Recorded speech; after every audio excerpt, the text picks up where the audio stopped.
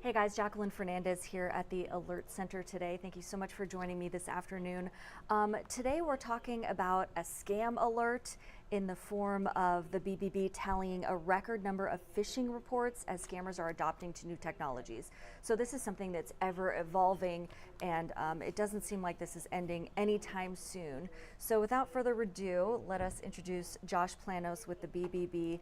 Josh, thank you so much again for joining us today at the Alert Center, and thanks for releasing this report so people have a better idea of what's going on and specifically what to avoid. Thanks so much for having me, Jacqueline. Phishing has been around in some form or fashion for a good long while, but some of those tactics have really changed quite a bit, particularly over the past 12 months. Artificial intelligence is a hot topic in a lot of different circles with a lot of different applications.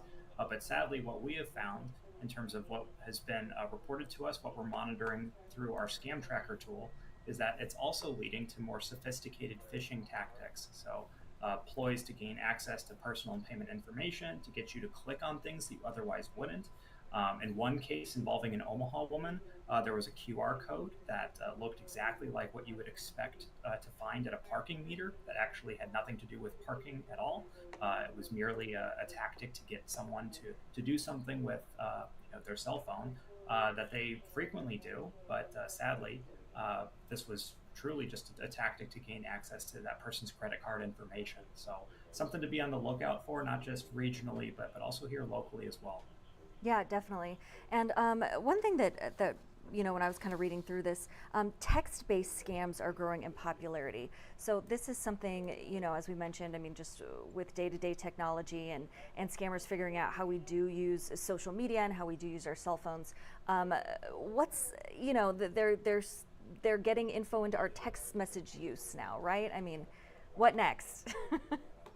Well, seemingly you can't go an entire week without receiving a text message that allegedly is from USPS or from Amazon or for a company that is telling you you've got a package on the way. And Right. many of us actually do, right? And so it's very easy to click into those communications, whether they're unsolicited or not, because we want to know, hey, is do I have reason to believe that there is something coming to my home or my residence? But we have all of these incredibly sophisticated, convincing, hard to detect communications that we are being bombarded with, seemingly every day, and that both has an impact for consumers. It also has a huge impact for business owners on the invoicing side, right? We saw a lot of fake invoices that have led to millions in losses because they look exactly like you'd expect as someone who is in charge of a finance department for a small business, right? So Right. diverse methods, but all meant to get you to click on something that you otherwise wouldn't. Yeah, yeah, definitely. There were a couple things here. Phishing scam red flags, claim suspicious activity or fraudulent logins, so that's something to take note of as well. Describes unexpected problems with an account. That one I think is my favorite, right? Because whenever we hear our personal banking account is compromised in some way, that's usually a red flag for us. And as you mentioned on the business side too, I mean, my goodness, having an entire business account, potentially problems with that level and the finances involved there. I mean, that's a huge red flag too. So keep that in mind. As you said, try to confirm financial information, request to click a link to make a payment, right? And as we often talk about, Josh, something sounds suspicious, it probably is, right? Without question. Jacqueline, we talk about this pretty regularly, but Right. nowadays, the more sophisticated scams pretend to be someone who is actually trying to help you, right? Right. Because that is something that elicits a response, right? So someone tells you your bank account is compromised, your password needs to be updated. Those are pretty regular communications that are built in as fraud protection on a number of different platforms. It's also something that is incredibly easy to click on, right? So there's kind of Sure. this push and pull with wanting to be as secure as possible while also ensuring that you can believe that communication to begin with before you engage with it. And so that's where training is so essential. Right. Cybersecurity has never been more important than it is right now, and I think this study really speaks to the essence of that. Right, definitely. And then I do have this red flags and tips link online when I'm looking at the PDF report here. So we spoke about a little bit of the red flags. Let's take a look at, what to do. Here we go. What to do if you've been subject to a phishing scam. I mean, there's several things to do, right? And again, I feel like some people maybe get a little bit embarrassed because they're like, well, I fell victim to a scam and that's kind of embarrassing for me. But can you just tell us, like, why is it so important that we kind of help out our community here, let other people know what's going on? Yeah, certainly don't want to dismiss, how that affects folks psychologically when they go through that experience. I have gone through that experience myself, and I can tell you that the last thing I wanted to do was shout it from the rooftops. But the reality Right, is that the only person you're ever protecting is the person who's perpetrating the crime if you do go quiet. And again, I think that folks are able to process that information at different times, different speeds, with different means, but you want to make sure that you're at least doing something that can educate and support and protect your community. And the best thing you can do is report that experience, because the only way anyone's ever going to be able to release a study or issue a scam alert or arrest someone is to know that that information or that experience is actually occurring. So please come forward. There's really no amount that is too small to not be able to have a considerable impact on your community. Folks have been arrested for scams that didn't result in monetary loss, right? So you want to make sure you're right. bringing that information forward to protect the public in the ways that you can. That's great, Josh. Yeah, thank you. And I have pulled up here on your bbb.org website. You make it really easy for people to file a complaint.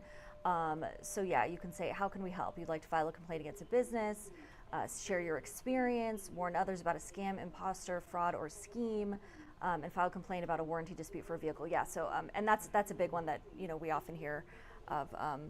Here locally and elsewhere just across the nation. But yeah, so you make it easy for consumers to kind of file and let you guys know what's going on so that, we can protect other people and so forth. So that's a really great thing that you guys do.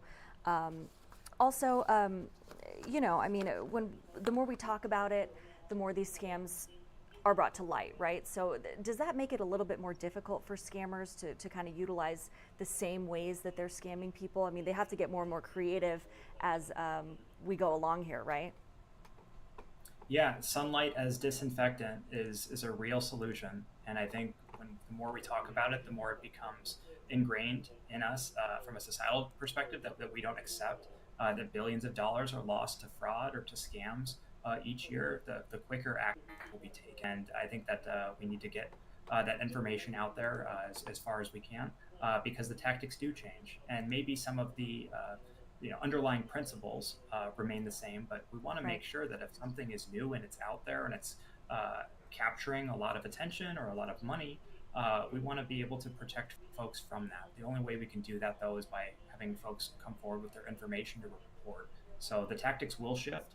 AI has shown that over the right. past 12 months in terms of how sophisticated and legitimate seeming that communication looks. But we want to make sure that everyone feels emboldened and empowered to bring that information forward, so we can protect from not just what's impacting us today, but what's going to impact us tomorrow. Right, forward thinking for sure. All right, Josh, anything else you'd like to add about the report that was released today on phishing? Just to hammer home that point, Jacqueline, that you made earlier, we try to make this as simple as possible. That scam tracker tool takes 2.5 minutes to go through to Oh, there you go. process a scam report. You can Yeah. be kept completely anonymous. It's a really easy way to get that information out there. So please consider it. If you do see something, please say something. All right. Sounds good, Josh. Thank you so much for your time as usual. Thank you for having me. Of course. All right, so we just heard there from Josh Planos with the Better Business Bureau, just chatting about a phishing scam alert that was just released this morning, so a few hours ago actually. And of course, if you want more information, you can head to bbb.org. We have all the latest on that topic there. In the meantime, we are following several stories online on our website. That's wwt.com. So I'll just kind of head over there and give you a look here. Yeah, today we're obviously honoring veterans and honoring D-Day, remembering 80 years ago today. So that was a story that we chatted about at 11 o'clock here at the Alert Center as our midday broadcast was not going during that time. So again, that's our website, wwt.com. Before we go though, per usual, we're gonna take a look outside. It's kind of the fun part. The Alert Center here, I get access to all these beautiful shots from around our city. Here's a look at Blackstone, not a cloud in the sky there. Gorgeous shot. Taking a look now from Children's, Nebraska. Yeah, another gorgeous shot there. And everything's so green, probably from all that rain we had. And a look at 144th and Dodge before we head out. Looks like traffic's flowing smoothly. Again, not a cloud in the sky. So thanks so much for joining me at the Alert Center. I'm Jacqueline Fernandez, and we'll be sure to see you again coming up with our broadcast on First at 3. Have a good day until then.